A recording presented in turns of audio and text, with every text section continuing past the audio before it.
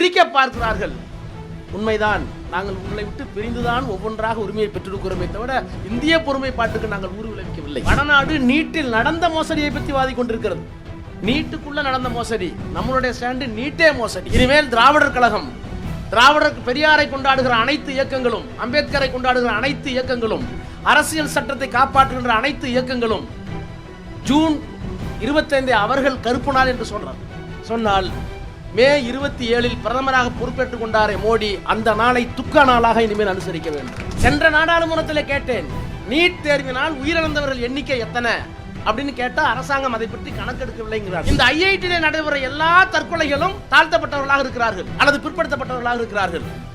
அவர்கள் தற்கொலைக்கு என்ன காரணம் என்று நிலைக்குழுவிலே நான் கேட்டேன். அதுக்கு ஐஐடி சீஃப் அவர் சொல்றாரு, அவர்களால் சிலபஸை they are not able to cope up with the syllabus. இந்த நாட்டினுடைய அரசியல் சட்டம் செக்யூலர் என்ற வார்த்தையை எடுத்துவிட்டு இந்த தேசத்தை மதவாத நாடாக ஆக்கிவிட்டால் irreparable loss, irrecoverable loss. ஒரு காலமும் இந்த சேதாரத்தை இந்தியா ஏற்றுக்கொள்ளாது. எனவேதான் சொல்கிறோம், எங்களுக்கு மிசா ஒரு பொருட்டல்ல, எங்களுக்கு மிசா கொடுமை செய்ததான். ஆனால் அந்த கொடுமை தனி மனித கொடுமையாக, ஒரு இயக்கத்திற்கு எதிரான கொடுமையாக இருந்தது. நீங்கள் செய்வது அரசியல் சட்டத்திற்கு எதிரான கொடுமை, இந்தியாவிற்கு எதிரான கொடுமை.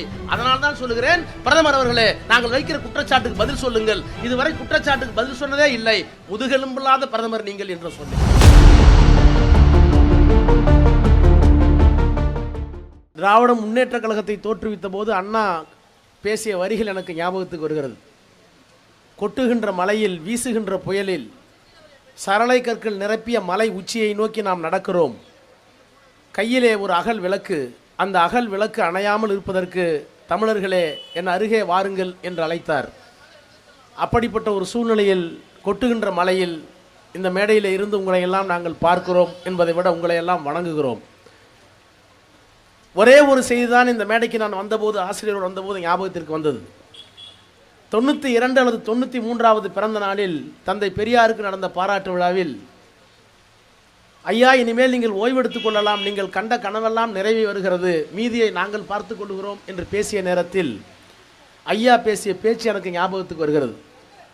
காலையில் 2 இட்லி சாப்பிட்றேன், 11 மணிக்கு ஒரு டீ குடிக்கிறேன், மதியானம் கொஞ்சம் புலால் உணவு சாப்பிட்றேன், ராத்திரி 2 சப்பாத்தி சாப்பிட்றேன்.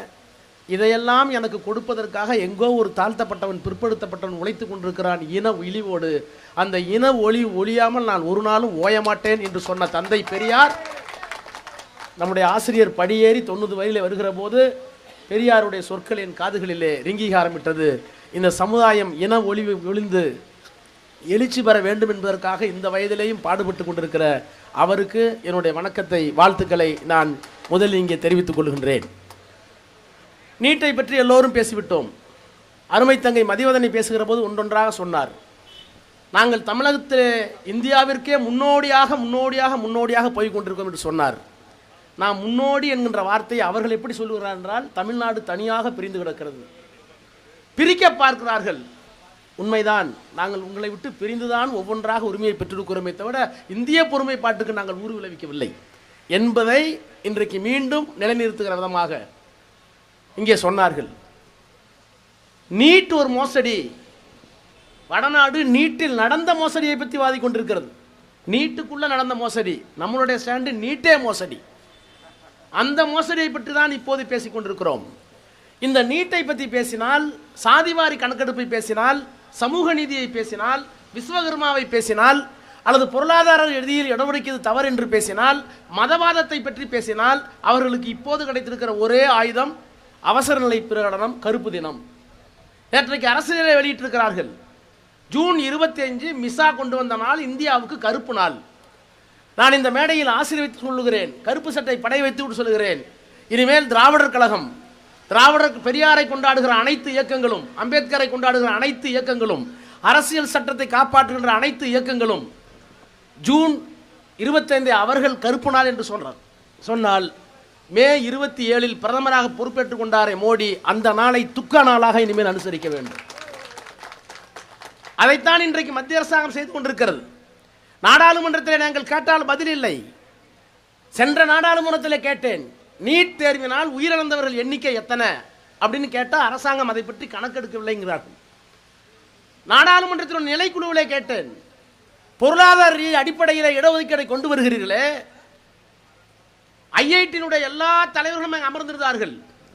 மத்திய அரசினுடைய உயர்கல்வித்துறை செயலாளர் அமர்ந்திருந்தார்.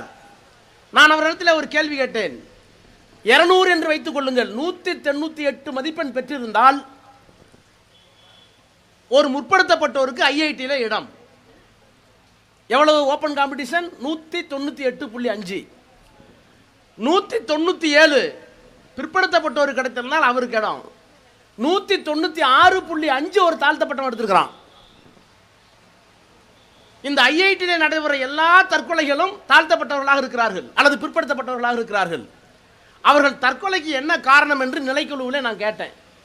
அதுக்கு ஐஐடி சீஃப் அவர் சொல்றாரு, அவர்களால் சிலபஸை வந்து they are not able to cope up with the syllabus.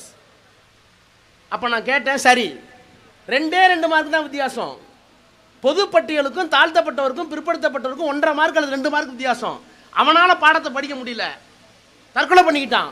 ஆனால் வெறும் 188 அல்லது 189 வாங்கின பொருளாதாரத்தில் பின்னடைபட்டிருக்கிற ஒரு மாணவன் படித்துக் கொண்டிருக்கிறாரே, அவன் ஏன் தற்கொலைக்கு போகலன்னு கேட்டேன். அதற்கு அவர்களிடத்தில் பதில் இல்லை, பதில் கொடுக்கவும் முடியாது. அடுத்த கூட்டத்துக்கு எடுத்துருமான்னு கேட்டேன், இல்லை. என்ன காரணம் என்றால் மார்க் அவர்களுக்கு பிரச்சனை இல்லை, இவெல்லாம் ஐஐடிக்கு வந்துட்டானேங்கிற அந்த பிரச்சனை தான். இதை எதிர்க்கிற இயக்கம் தான் தொடர்ந்து திராவிட இயக்கம், திராவிட முன்னேற்ற கழகம். இன்றைக்கு என்னுடைய முதலமைச்சர் நான் பேசுகிற போதே சொன்னாங்களே, மிசாவை பார்த்தா உங்களுக்கு ஒன்றும், நீங்கள்லாம் மிசாவில் சிறைப்பட்டீர்களே, உங்களுக்கு ஒன்றும் அதை பற்றி கவலை இல்லையா, எங்களை திட்டுகிறேன் என்று நாடாளுமன்றத்தில் என்னுடைய பேச்சில் குறுக்கிட்டார்கள். நான் அவர்களுக்கு தெளிவாக சொன்னேன், ஆசிரியர் சிறைப்படுத்தப்பட்டார். இன்றைக்கு இருக்கிற முதலமைச்சர் மிசாவிலே அடி வாங்கினார், இல்லை என்று சொல்லவில்லை. இளங்கான் அண்ணன் இளங்கோவே மறுக்க மாட்டார். ஆனால் இந்திரா காந்தி அம்மையாரால் தொடுக்கப்பட்ட இந்த யுத்தம் சாதாரண தனிமனித யுத்தமாக எடுத்துக்கொள்ளலாம். அது ஆங்கிலத்தில் நான் சொன்னேன், yes, injustice was done, democracy was distorted, but all the damages that have been done by Indira Gandhi during MISA was recoverable and repairable. அதெல்லாம் சீர்படுத்திக்கிட்டோம். ஆசிரியர் மீண்டும் வந்து விட்டார், 95 வரைக்கும் போராடிட்டு இருக்கார், நீங்க உள்ள வச்சிங்க, நாங்கள் மறந்து விட்டோம். ஏனென்றால் இந்தியாவினுடைய அரசியல் சட்டம் அதை விட உயரமானது என்று கருதுகிற காரணத்தினால் ரிப்பேர் சரியா போச்சு. முதலமைச்சரை அடித்தீர்கள் மிசாவில், அவர் மீண்டும் முதலமைச்சராக வந்து விட்டார். ஆனால் இந்த நாட்டினுடைய அரசியல் சட்டம் செக்யூலர் என்ற வார்த்தையை எடுத்துவிட்டு இந்த தேசத்தை மதவாத நாடாக ஆக்கிவிட்டால் இர்ரிப்பேரபிள் லாஸ், இர்ரெக்கவரபிள் லாஸ். ஒரு காலமும் இந்த சேதாரத்தை இந்தியா ஏற்றுக்கொள்ளாது. எனவே தான் சொல்லுகிறோம், எங்களுக்கு மிசா ஒரு பொருட்டல்ல, எங்களுக்கு மிசா கொடுமை செய்ததான். ஆனால் அந்த கொடுமை தனி மனித கொடுமையாக, ஒரு இயக்கத்திற்கு எதிரான கொடுமையாக இருந்தது. நீங்கள் செய்வது அரசியல் சட்டத்திற்கு எதிரான கொடுமை, இந்தியாவிற்கு எதிரான கொடுமை. அதனால் தான் சொல்லுகிறேன், பிரதமர் அவர்களே, நாங்கள் வைக்கிற குற்றச்சாட்டுக்கு பதில் சொல்லுங்கள். இதுவரை குற்றச்சாட்டுக்கு பதில் சொன்னதே இல்லை. முதுகெலும்பில்லாத பிரதமர் நீங்கள் என்று சொன்னேன். நான் முதுகெலும்பில்லாத பிரதமர் என்று சொன்னதற்காக எத்தனையோ பேர் என்னிடம் வருத்தப்பட்டார்கள். பின்னாலே வந்து நீங்கள் முதலமைச்சர் பிரதமரை இப்படி சொல்லலாமா என்று. இன்றைக்கு ஆசிரியர் என்னிடத்தில் ஃப்ரண்ட்லைன் பத்திரிகை கொடுத்தார். அதில் எடிட்டோரியல்ல இதை குறிப்பிட்டு சொல்றாங்க, பிரதமருக்கு முதுகில்லை என்று எதிர்க்கட்சிகள் குற்றஞ்சாட்டுகின்றன. என் பேரை சொல்லலை, ஆனால் அதில் ஒரு வரி போடுறாங்க, ஆனால் பிரதமர் எவ்வளவு கெட்டிக்காரர் என்றால், on putting a fox nationalism spine in the country. இவர் ஒரு பொய்யான முதுகெலும்பை நீட் தேர்வு மூலமாக எப்படி ஒரே தேசம் என்று சொல்லுகிறோமோ, ஒரே மொழி என்று சொல்லுகிறோமோ, அப்படி ஒரே தேர்வு என்கின்ற போலியான ஒரு எலும்பை இடையிலே வைக்க முயற்சிக்கிறார். அந்த எலும்பு நிற்காது, உடைந்து விடும் என்று ஃப்ரண்ட்லைன் எழுதியிருக்கு. ஆக இவ்வளவு நிலைமைக்கு பிறகும் இந்த நீட் தேர்வில் இருந்து நாங்கள் வெளிவாங்க மாட்டோம் என்று சொன்னால், அரசியலிலே அழகான ஒரு கேள்வி இன்றைக்கு முதலமைச்சர், தமிழ்நாட்டுடைய முதலமைச்சர் மாண்புமிகு முத்துவேல் கருணாநிதி ஸ்டாலின் கேட்டிருக்கிறார். என்ன கேட்டிருக்கிறார்? ஆமாம், எல்லாம் சரி, ஜூன் 25 துக்க நாள் கெசட்டில் வந்துருச்சு, வச்சுக்குவோம், கருப்பு நாள் தான் வச்சுக்குவோம், அது கருப்பு நாள் தானே. அந்த கருப்பு நாளில் செய்யப்பட்ட சில சேதாரங்களை உள்ளபடியே நீங்கள் சரி செய்வதாக இருந்தால், இந்திரா காந்தி அம்மையார் குற்றஞ்சாட்டுவது உண்மையாக இருந்தால், அது துக்க நாள் அல்லது கருப்பு நாள் என்று நீங்கள் கொண்டாடுவது உண்மையாக இருந்தால், அந்த காலகட்டத்தில் தான் கல்வி என்பது பொது பட்டியலிலிருந்து மத்திய அரசாங்கத்துடைய பட்டியலுக்கு போயிருக்கிறது. மீண்டும் அதை பொது பட்டியலுக்கு கொண்டு வாருங்கள், நீட்டை நாங்கள் பார்த்துக்கொள்கிறோம் என்று கேட்டிருக்கிறாரே, அதற்கு என்ன பதில்? எந்த பதிலும் கிடையாது.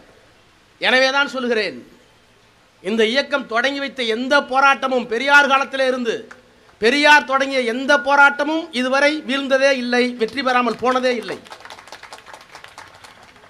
நாகரிகம் என்றால் பெரியார் அடிக்கடி சொல்வார், எனக்கு என்னென்ன வசதிகள், என்னென்ன தேவைகள், என்னென்ன பெருமைகள் வேண்டும் என்று நான் ஆசைப்படுகிறேனோ, அதற்காக வேண்டும் என்று உழைக்கிறேனோ, அப்படிப்பட்ட பெருமை, அப்படிப்பட்ட வசதி, அப்படிப்பட்ட எல்லா தன்மையும் அடுத்தவர்களுக்கும் வர வேண்டும் என்று நினைப்பது தான் நாகரிகமான வாழ்க்கை. அதற்காக பாடுபோது தான் நாகரிகமான வாழ்க்கை என்றார்.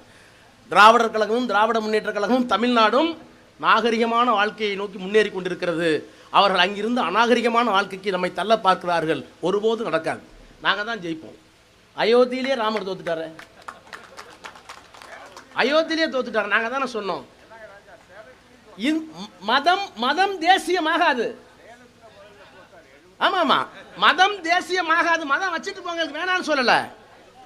ஆனால் மதம் ஒருபோதும் தேசியமாகாது. மொழி தேசியமாகும், மதம் தேசியமாகாது.